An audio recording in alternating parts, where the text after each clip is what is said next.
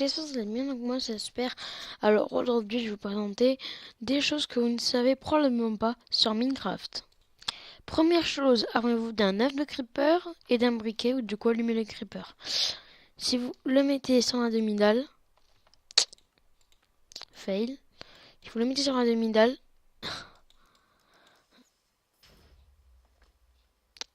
c'est la demi-dalle qui absorbera le coup. En revanche, aucun dégâts collatéraux. Allez toi, tu dégages. Et voilà, va on se trouve. Ta tombe est ici, mon jeune ami.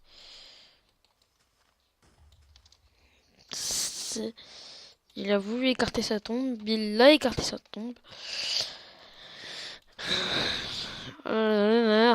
Les creepers, hein. Je vous jure. Hein. Voilà. Deuxième chose. Vous savez tous que sur la seule scène, nous allons marcher lentement. Mais vous savez pas que sur de la classe, nous marchons encore moins longtemps. Oh, what the fuck.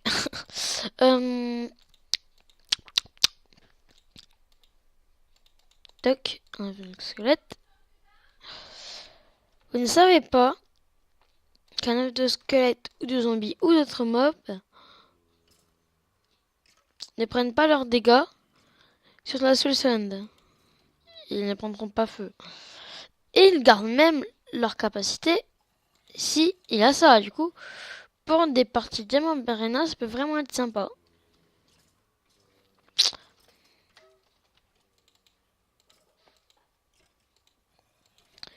Donc ils meurent tous.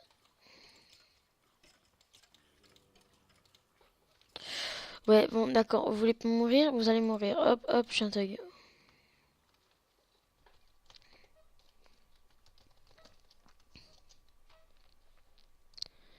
À partir de 3 de hauteur, vous allez prendre un dégât de chute, 0 dégâts de chute. Mais si vous êtes à 4, là, kaboum.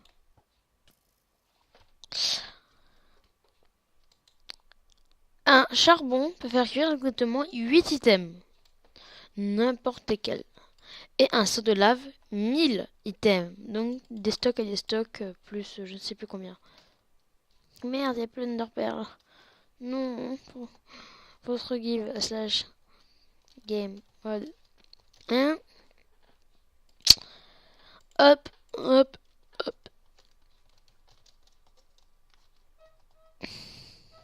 Une enderperle. Oh, c'était pas prévu. Est stoppée par des lianes. Non. Pourquoi moi? J'étais sage pourtant. Voilà. Gros fail.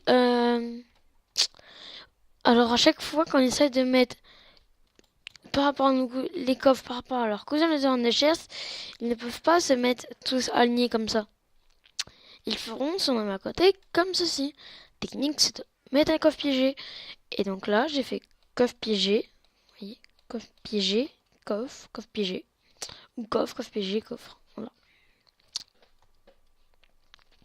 Si vous prenez une cisaille, hop. Donc on va prendre une petite cisaille. Hein, et une autre qu'on enchantera donc ce qu'elle touche. Les deux, on va les mettre... hop. Hop, petit forgeage, tac. Alors, la première.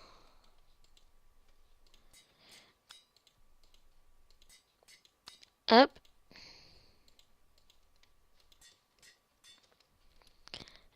On pourra casser de la laine. Ouais, d'accord. Slash game mode 0. On peut casser de la laine avec ça, mais pourtant, aucun signe de break. Chelou. Avec une cisaille normale, nous allons récupérer des ficelles en les cassant. Avec une scale touche, on récupère une ficelle. Utile, non? On peut faire cuire de la netherrock, ce qui nous donnera ceci. Donc, on peut crafter des blocs. Voilà. Qui est mignon. Youpi! Vous pouvez ralentir vos dégâts de chute en foutant une araignée. Voilà. Et là, comme ça, vous n'allez pas prendre des dégâts de chute.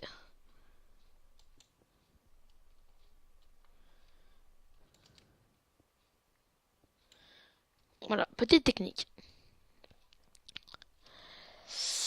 Ensuite, quelque chose que j'ai oublié de préparer.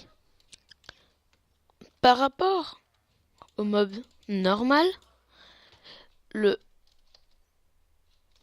golem de fer, lui,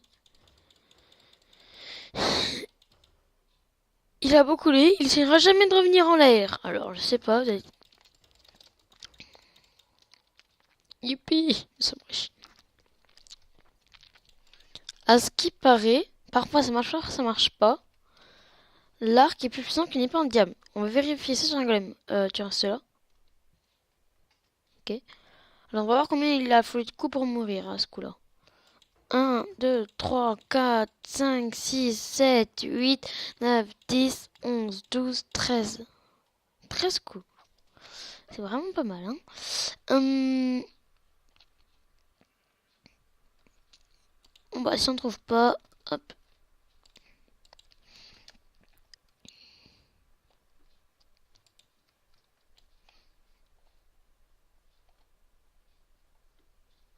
Ah, c'est trop dur. 1, 2.